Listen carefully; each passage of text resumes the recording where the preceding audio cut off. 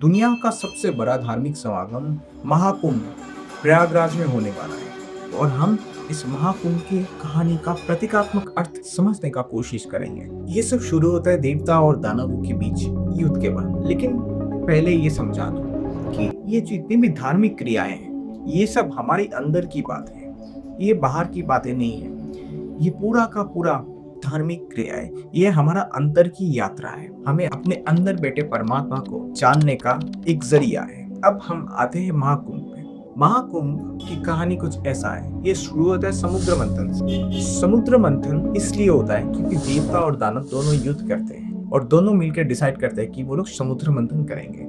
अब ये समुद्र मंथन में क्या होता है कि एक तरफ देवता होते हैं, एक दूसरी तरफ दानव होते हैं और मिडिल में होता है मंदारा पर्वत, जिसको वासुकी सांप से बांध के वो लोग मंथन करते हैं। अब इसका प्रतीकात्मक अर्थ समझते हैं। इसमें क्या होता है, ये जो समुद्र मंथन हो रहा है, ये असल में एक प्रतीकात्मक चीज है। ये असल में हमारा आत्ममंथन की बात हो रहा है। यहाँ पे देवता और दानव दोनों ही हमारे पॉजिटिव और नेगेटिव साइड को दर्शाते हैं और जो मंदारा पर्वत है वो हमारे कंसंट्रेशन को दर्शाता है। मंदारा दो शब्द से बना, मन और धारा। जब मन धारा में बहता है तभी हम कंसंट्रेटेड होते हैं और बिना कंसंट्रेशन का कोई भी धार्मिक क्रिया नहीं हो सकता। तो जब भी हम अपने आत्म मंथन की ओर बढ़ते हैं तभी जाके जो पहला रुकावट आता है वो होता है हमारे अंदर जो निगेटिविटी है, उससे हमें परिचय होता है। और इस निगेटिविटी को हलाहल से दर्शाया गया समुद्र मंथन में। तो जब समुद्र मंथन शुरू होता है तब सबसे पहले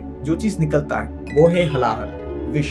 और इस विष को देख के सभी लोग, देवता और दानव दोनों ही डर जाते हैं। उसके बाद उन लोगों के पास दो चॉइस होता है, या तो वो समुद्र मंथन को छोड़ दे या फिर इसको कंटिन्यू करें। वैसे ही हमारा जीवन में भी जब भी हम अपने आत्म मंथन शुरू करते हैं तब इनिशियली जो हम अपने आप को देखते हैं तब हमारे अंदर में जितने भी नेगेटिव और टॉक्सिक चीजें हैं उन सब के साथ परिचय होता है। और तब हमारे पास भी दो ही ऑप्शन होते हैं, या तो हम अपने आत्म मंथन को कंटिन्यू करें या फिर छोड़ दें डर के मारे। तभी जाके हमें एक गुरु की जरूरत होता है और गुरु का काम ही होता है हमारे अंदर जितनी भी निगेटिविटी है उन सबको अपने पे संभाले।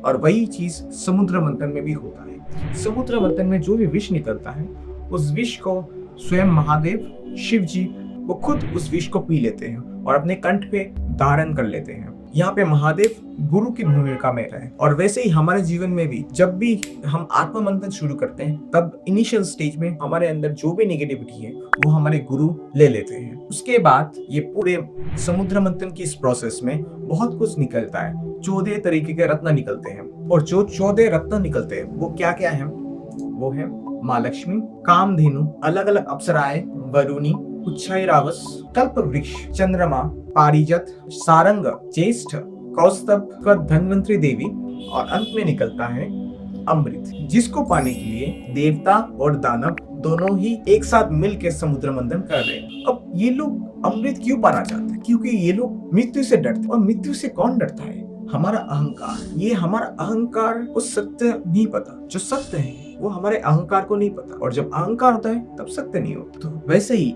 जब भी हम आत्म मंथन में उतरते हैं तब अपने आत्म मंथन करते वक्त हमें बहुत सारा चीज मिलता है जिससे हम मोहित हो सकते हैं, चाहे वो पैसा हो, कोई शौक हो और बहुत कुछ।